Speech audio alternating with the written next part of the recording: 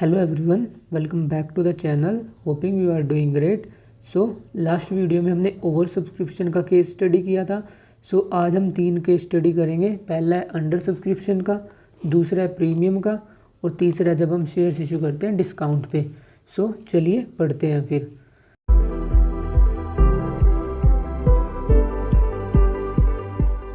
जब मैंने issue of shares की आपको थ्योरी बताई थी, तब मैंने उसमें आपको एक कंसेप्ट बताया था मिनिमम सब्सक्रिप्शन का। उसमें मैंने आपको बताया था कि जो कंपनी है जो शेयर इशू करती है उसे एट लीस्ट उस इशूड कैपिटल का कितना परसेंट मिलना चाहिए, 90%। तभी वो अपनी प्रोसीडिंग आगे कर सकती है regarding issue of shares and all that. Under subscription का केस क्या होता है, जैसे कि कंपनी ने इशू तो किए, सपोज करो 2 लाख शेयर्स, और जो पब्लिक है, पब्लिक ने अप्लाई किए इससे कम, जैसे कि वो हो सकता है कुछ भी हो सकता है, वो 1,50,000 भी हो सकता है, वो आपका 1,70,000 भी हो सकता है, वो कुछ भी हो सकता है। ये होता है अंडर सब्सक्रिप्शन का केस। आपको अंडर सब्सक्रिप्शन के केस में क्या ध्यान में रखना है कि मिनिमम सब्सक्रिप्शन आपको मिली हो, और मिनिमम सब्सक्रिप्शन कितनी है, 90% of issued amount as per SEBI guidelines. अगर किसी भी क्वेश्चन में 90% नहीं मिला हो, आप उस क्वेश्चन में जर्नल एंट्रीज रिकॉर्ड नहीं करोगे। आप क्वेश्चन में क्या लिखोगे, आप क्वेश्चन में लिखोगे since minimum subscription has not been received all the application money received will be returned. आपको सिर्फ वहाँ पे सिर्फ 2 जर्नल एंट्रीज करनी है। पहली जर्नल एंट्री होगी जिसमें आप सारी की सारी एप्लीकेशन मनी रिसीव की दिखाओगे, और दूसरी जर्नल एंट्री में आप सारी की सारी एप्लीकेशन मनी रिटर्न कर दोगे। जब तक 90% ऑफ इशूड अमाउंट नहीं मिलता एज पर सेबी गाइडलाइंस, तो हम शेयर्स इशू नहीं करते। सेबी गाइडलाइंस में क्या लिखा हुआ है, it is to be noted that minimum subscription of capital cannot be less than 90% of issued amount. If this condition is not satisfied and then the amount shall be refunded and the entire subscription amount will be return to the shareholders. Undersubscription का case ये होता है, और ये किसके opposite होता है, ये अपोजिट होता है ओवर सब्सक्रिप्शन के। क्योंकि ओवर सब्सक्रिप्शन में हमने जितने शेयर्स इशू किए या हम जितना शेयर्स इशू करना चाह रहे हैं, हमें उससे ज़्यादा के लिए एप्लीकेशन मिलती है, और वो ज़्यादा के लिए किससे होगी, वो हो सकता है 2,01,000 हो, 2,02,000 हो, कुछ भी हो सकता है। और अंडर सब्सक्रिप्शन के केस में हमें जो शेयर होल्डर्स हमारी कंपनी में अप्लाई करेंगे वो क्यों होंगे, वो होंगे इससे कम। वो हो सकता है 1,60,000 हो, 1,70,000 हो, कुछ भी हो सकता है। कंपनी शेयर इशू कब करेगी, जब उसे 90% इशूड कैपिटल के लिए अप्लाई करें, मतलब कि जो शेयर होल्डर है वो एटलीस्ट 90% के लिए अप्लाई करें। और अब हम 2 केस स्टडी करेंगे, पहला है प्रीमियम का और दूसरा है डिस्काउंट का। अब आपको पता होना चाहिए, जैसे जो शेयर की एक्चुअल वैल्यू होती है जिसको हम फेस वैल्यू बोलते हैं, और उसी को हम नॉमिनल वैल्यू भी बोलते हैं। वो होती है, जैसे कि कोई शेयर है, सपोज करो वो 10 रुपये है उसका एक्चुअल वैल्यू मतलब कि जो उसकी फेस वैल्यू है या जो उसकी नॉमिनल वैल्यू, ये होती है 10 रुपये। और जिस प्राइस पे इशू होता है पब्लिक को, वो होता है उसका इशू प्राइस। और इशू प्राइस ज़रूरी नहीं कि जो उसकी फेस वैल्यू है, जो उसकी नॉमिनल वैल्यू है, उसी के इक्वल हो। ये इससे ज़्यादा भी हो सकता है और ये इससे कम भी हो सकता है। जैसे कि अगर 10 का शेयर था और पब्लिक में वो 15 रुपये पे इशू किया, तब हम इसे बोलते हैं issue of shares at premium. और जब कोई 10 का शेयर था, मतलब जिसकी फेस वैल्यू या नॉमिनल वैल्यू 10 रुपये थी, और वो पब्लिक में इशू किया 5 रुपये का या 8 रुपये का, जो इस वैल्यू को हम क्या बोलते हैं, इशूड एट डिस्काउंट। जो कंपनीज एक्ट 2013 है, उसने issue of shares as a discount तो कम्प्लीटली क्या कर दिया, प्रोहिबिट कर दिया। मतलब कि अगर आप कोई नए शेयर इशू करोगे, आप उसको डिस्काउंट पे इशू नहीं कर सकते। सिर्फ आप डिस्काउंट पे सिर्फ 2 ही शेयर्स इशू कर सकते हो। एक तो कि जो शेयर्स आपने फॉरफिट करे हो उसको आप डिस्काउंट पे इशू कर सकते हो, और ये फॉरफिट का केस हम अपनी नेक्स्ट वीडियोस में स्टडी करेंगे। और इसके अलावा अगर आपने स्वेट इक्विटी शेयर्स इशू करे हो, स्वेट इक्विटी शेयर्स, तो इनको भी आप किस पे इशू कर सकते हो, इनको आप डिस्काउंट पे इशू कर सकते हो। इन 2 शेयर्स के अलावा आप किसी भी टाइप के शेयर्स को डिस्काउंट पे इशू नहीं कर सकते। जो कंपनीज एक्ट है उसने टोटली प्रोहिबिट कर दिया। जो आपका एग्जामिनर है वो आपसे ऑलमोस्ट क्वेश्चन किससे रिलेटेड पूछता है, जब शेयर्स इशू करता है एट अ प्रीमियम। क्योंकि जो ये क्वेश्चन है स्वेट इक्विटी शेयर्स, ये क्लास 12th में स्पेसिफाई नहीं है, बट जो फॉरफीचर का केस है, फॉरफीचर का case examiner most of the time आपके क्वेश्चन में ऐसा क्वेश्चन देगा कि उसमें प्रीमियम भी इंक्लूड होगा और उसमें फॉरफीचर की एंट्री भी होगी। मतलब आपको एक कॉम्प्लिकेटेड क्वेश्चन बना के देगा, बट जैसे जैसे हम क्वेश्चंस करेंगे आपको वो क्वेश्चंस भी आसान लगने शुरू हो जाएंगे। सो मैंने आपको बताया issue of shares at premium का सिचुएशन क्या होती है, वो होती है जब कोई शेयर जिसकी फेस वैल्यू थी 100 बट हमने वो इशू कर दिया सपोज करो 105 में, और इस 5 रुपये को हम क्या बोलते हैं, प्रीमियम। सो फेस वैल्यू कितने की थी 100, इशू कितने में किया 105, और जो 5 रुपये वो क्या है, वो है प्रीमियम। और जो प्रीमियम का अमाउंट है वो कभी भी हम शेयर कैपिटल अकाउंट में ट्रांसफ़र नहीं करते, क्योंकि जो प्रीमियम का अमाउंट है वो हम किस में ट्रांसफ़र करते हैं, वो ट्रांसफ़र करते हैं हम सिक्योरिटी प्रीमियम रिजर्व में। और जब मैंने आपको बैलेंस शीट का मतलब वो बताया था कि बैलेंस शीट में कौन कौन से आइटम आते हैं, क्या क्या उसकी हेडिंग्स हैं, उसमें मैंने आपको रिजर्व्स एंड सरप्लस में ये हेडिंग बताई थी। सो जितना भी आप प्रीमियम पे कलेक्ट करोगे वो सारा का सारा कहाँ पे ट्रांसफ़र होता है, वो सारा का सारा ट्रांसफ़र होता है सिक्योरिटी प्रीमियम रिजर्व अकाउंट पे। अब आपको पता है कंपनी मोस्टली 4 या 4 से ज़्यादा कॉल करती है। पहली कॉल होती है एप्लीकेशन मनी की, दूसरी कॉल होती है अलॉटमेंट की, तीसरी होती है नॉर्मली फर्स्ट कॉल, और फोर्थ इंस्टॉलमेंट होती है सेकंड एंड फाइनल कॉल की। So most of the time जो प्रीमियम होता है वो अलॉटमेंट के टाइम कॉल किया जाता है। मतलब अगर आपके क्वेश्चन में कुछ ना मेंशन हो, सो आप प्रीमियम कहाँ पे कलेक्ट करोगे, अलॉटमेंट पे, और आप ये नोट दे दोगे कि I am assuming that the premium is collected on allotment. But अगर आपके क्वेश्चन में स्पेसिफिकली मेंशन हो कि एप्लीकेशन पे कलेक्ट किया या फर्स्ट कॉल पे, तब आपको प्रीमियम उसी पर्टिकुलर कॉल पे कलेक्ट करना पड़ेगा। अब इसके बाद हम ये भी देख लेते हैं कि जो हमने प्रीमियम कलेक्ट किया उसको हम कहाँ कहाँ पे यूज़ कर सकते हैं। जो हमने प्रीमियम कलेक्ट किया इससे हम एक तो बोनस शेयर इशू कर सकते हैं, मतलब कि जितना आप प्रीमियम कलेक्ट करोगे उससे आप बोनस शेयर इशू कर दोगे। और आपको पता है कि जब कंपनी शुरू में फॉर्म होती है तो उसके कुछ एक्सपेंसेस इनकर होते हैं। सो उन एक्सपेंसेस को हम क्या बोलते हैं, प्रिलिमिनरी एक्सपेंसेस। सो जो ये एक्सपेंसेस है इनको राइट ऑफ करने के लिए भी किसको यूज़ कर सकते हैं हम, इसको राइट ऑफ करने के लिए हम प्रीमियम को यूज़ कर सकते हैं। और इसके अलावा अगर कोई आपने एक्सपेंस पे की हो, कमीशन पे की हो, या डिस्काउंट अलाउ किया हो सिक्योरिटी इशू के टाइम, उसमें आप इस प्रीमियम को यूज़ कर सकते हो।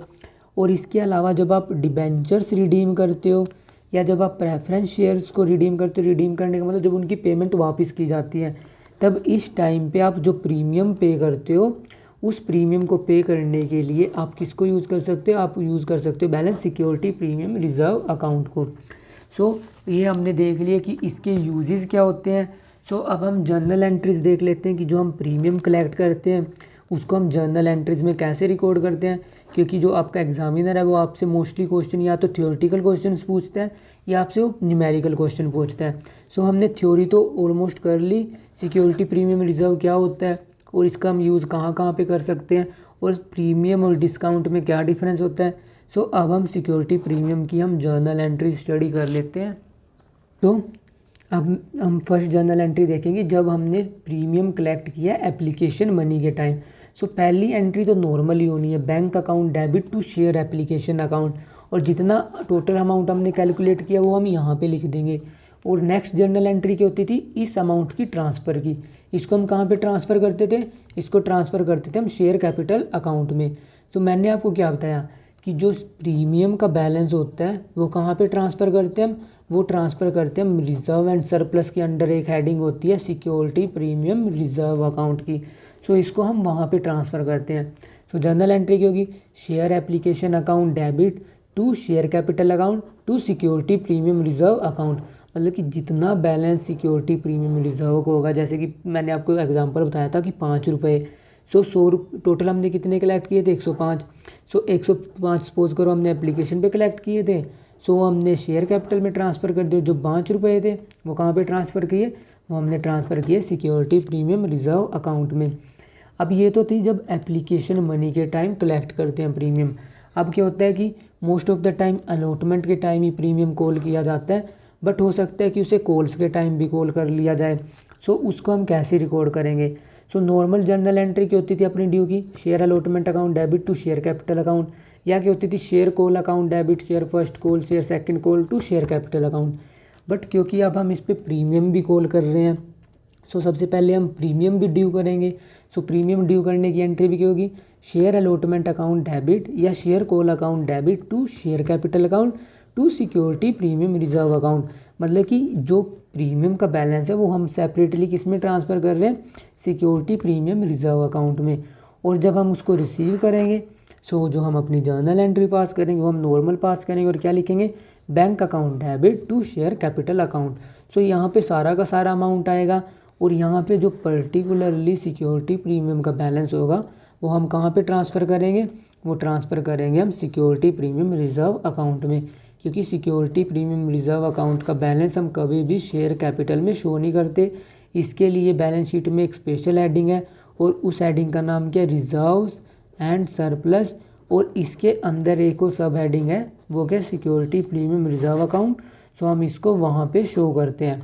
सो अब हम प्रीमियम का एक न्यूमेरिकल क्वेश्चन देख लेते हैं और उससे आपको क्लियर हो जाएगा कि हम इसको कैसे जर्नल एंट्रीज के थ्रू रिकॉर्ड करते हैं। सो जैसे कि आपको क्वेश्चन में दिया हुआ है, Jupiter company limited issued 35,000 equity shares of ₹10 each at a premium of 2 payable as follow. Application पे 3 रुपये मंगवाए और अलॉटमेंट पे 5 मंगवाए, जिसमें प्रीमियम भी, और प्रीमियम कितने हैं, 2 रुपये। सो मतलब कि अलॉटमेंट पे भी कितने मंगवाए हमने, अलॉटमेंट पे भी 3 तो नॉर्मल वैल्यू है और जिस पे 2 प्रीमियम है, सो टोटल 5 मंगवाए। And balance on first and final call, so बचा कितना, 3 + 3 6, बचा है 4। सो 10 में से 6 गए 4। So first and final call पे हमने 4 रुपये की कॉल करी। और इसके बाद हमें दिया हुआ है, the issue was fully subscribed and all the money duly received, record the journal entries in the book of company. So देखो अब हम इसको कैसे रिकॉर्ड करते हैं। टोटल शेयर्स कितने हैं, 35,000, और कितने का शेयर है, 10 रुपये का। एप्लीकेशन पे मंगवाए 3, अलॉटमेंट पे 3 तो हमने नॉर्मल मंगवाए हैं और 2 रुपये क्या मंगवाया हमने, 2 रुपये मंगवाया हमने प्रीमियम, और बचा हुआ 4 रुपये हमने कहाँ पे मंगवाया, फर्स्ट एंड फाइनल कॉल पे। सो पहली जर्नल एंट्री क्या होगी, पहली जर्नल एंट्री होती है एप्लीकेशन मनी रिसीविंग की। सो हम यहाँ पे लिखेंगे bank account debited to equity share application account. और इक्विटी शेयर क्यों है, क्योंकि स्पेसिफिकली मेंशन है क्वेश्चन में इक्विटी शेयर है। सो जब आप 35,000 की 3 से मल्टीप्लाई करोगे सो कितना अमाउंट आएगा, 1,05,000। और आप नरेशन में क्या लिखोगे, आप नरेशन में लिखोगे money received on application for 35,000 shares eight ₹3 पर शेयर। सो ये लिख के आप इस जर्नल एंट्री को करोगे क्लोज। नेक्स्ट जर्नल एंट्री होती है अपनी अमाउंट ट्रांसफ़र की। सो क्या होगी, equity share application account debit to equity share capital account. और कितना का कितना ट्रांसफ़र होगा, सारे का सारा अमाउंट ट्रांसफ़र होगा, क्योंकि कोई भी प्रीमियम हमने कॉल नहीं किया। सो यहाँ पे आएगा 1,05,000 और यहाँ पे भी कितना आएगा, 1,05,000। और नरेशन में क्या लिखेंगे, हम नरेशन में लिखेंगे transfer of application money on allotment to share capital, मतलब कि सारा का सारा बैलेंस हमने कहाँ पे ट्रांसफ़र कर दिया, शेयर कैपिटल अकाउंट में। और अपनी नेक्स्ट जर्नल एंट्री किससे रिलेटेड होगी, अलॉटमेंट से रिलेटेड। और आपको एक चीज़ ध्यान में रखना है, इस क्वेश्चन में पर्टिकुलरली कोई डेट नहीं मेंशन है। सो आप इस कॉलम को टोटली इग्नोर करोगे। ऑल्दो आपको अपने एग्ज़ाम में डेट का कॉलम तो बनाना है, बट आप यहाँ पे कुछ भी मेंशन नहीं करोगे। सो अपनी नेक्स्ट जर्नल एंट्री होगी अलॉटमेंट मनी ड्यू की, और इसमें 2 रुपये हमने प्रीमियम का भी कॉल कर रखा है। सो हम प्रीमियम को भी ड्यू करेंगे। सो अपनी जर्नल एंट्री की होगी equity share allotment account debited to equity share capital account 2 में सिक्योरिटी प्रीमियम रिजर्व। जो हमारा प्रीमियम का बैलेंस है उसको हम कहाँ पे ट्रांसफ़र करेंगे, प्रीमियम अकाउंट में। सो हम किसको क्रेडिट करेंगे, सिक्योरिटी प्रीमियम रिजर्व अकाउंट को। और कितने रुपए हैं, 5 रुपये हैं, 2 रुपये जिसमें प्रीमियम के है, और कितने शेयर्स हैं, 35,000। सो जब 35,000 को आप 2 से मल्टीप्लाई करोगे ये आएगा 70,000। और शेयर कैपिटल अकाउंट में कितना ट्रांसफ़र होगा, 3 रुपये के हिसाब से। सो यहाँ पे आएगा 1,05,000। और टोटल एंट्री कितने से ड्यू होगी, 1,75,000 से। और आप नरेशन में क्या लिखोगे, amount due on allotment of 35,000 shares at ₹5 per share including 2 rupees of premium. So ये नरेशन लिख के आप इस जर्नल एंट्री को कर दोगे क्लोज। अब अपनी नेक्स्ट जर्नल एंट्री होगी इसको रिसीविंग की।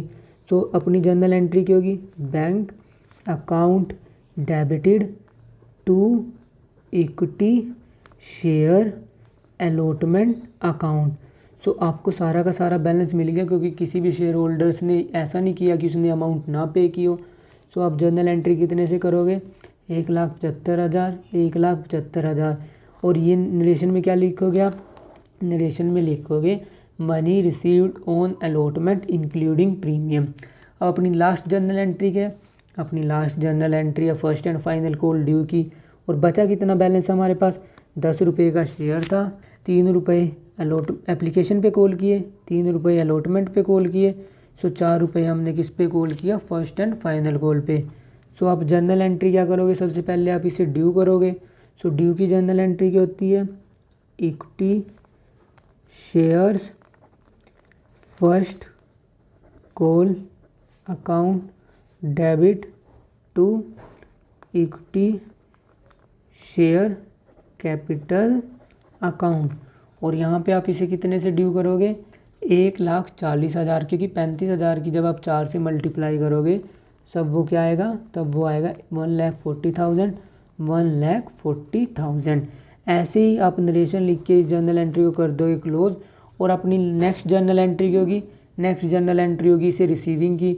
और वो क्या होगी अपनी, वो होगी normally bank account debit to equity share first and final call account.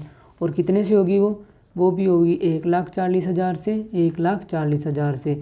सो ये लिख के आप इस जर्नल एंट्री को कर दोगे क्लोज। सो अब हम देखते हैं कि हम इसको बैलेंस शीट में कैसे शो करेंगे। तो सबसे पहले आप नॉर्मली बैलेंस शीट प्रिपेयर करोगे। और बैलेंस शीट में मैंने आपको क्या बताया, एक साइड होती है हमारे पास इक्विटी एंड लाइबिलिटीज़ की। सो आप यहाँ पे लिखोगे इक्विटी एंड लाइबिलिटीज़। सो आप प्रॉपर बैलेंस शीट प्रिपेयर करोगे। सो आप ऊपर क्या लिखोगे, आप ऊपर लिखोगे balance sheet of Jupiter limited as at. और क्योंकि डेट मेंशन ही है सो आप इसे लिख के ये कर दोगे ब्लैंक। और यहाँ पे आप ऐसे एक कॉलम बनाओगे यहाँ पे, क्योंकि ये नंबर आता है उसके बाद आता है पर्टिकुलर्स, पर्टिकुलर्स के बाद आता है अपना नोट नंबर, नोट नंबर के बाद आता है अमाउंट। सो यहाँ पे आप कुछ नहीं लिखोगे, यहाँ पे लिखोगे आप पर्टिकुलर्स। और पर्टिकुलर्स के बाद यहाँ पे क्या आता है अपना नोट नंबर। और नोट नंबर के बाद यहाँ पे क्या आता है, यहाँ पे आता है अपना अमाउंट। सो उसके बाद आप इक्विटीज़ एंड लाइबिलिटीज़ के अंदर एक और सब हेडिंग बनाओगे, वो क्या होती है अपनी शेयर होल्डर्स फंड की। और इसमें भी क्या हेडिंग बनेगी, एक तो बनेगी अपनी शेयर कैपिटल की, क्योंकि कुछ बैलेंस शेयर कैपिटल में था। और बचा हुआ बैलेंस क्योंकि हमने उसे प्रीमियम पे इशू किया। सो यहाँ पे आप दूसरी हेडिंग किसकी बनाओगे, रिजर्व एंड सरप्लस की। सो ये हो जाएगी इक्विटी एंड लाइबिलिटीज़ की साइड कंप्लीट। और उसके बाद आप यहाँ पे लिखोगे टोटल। और टोटल लिखने के बाद दूसरी साइड होती है अपनी एसेट्स की। और एसेट्स में आपके क्या आएंगे, करंट एसेट्स, क्योंकि कैश कलेक्ट किया। सो कैश किस में आता है, कैश आता है आपके करंट एसेट्स में।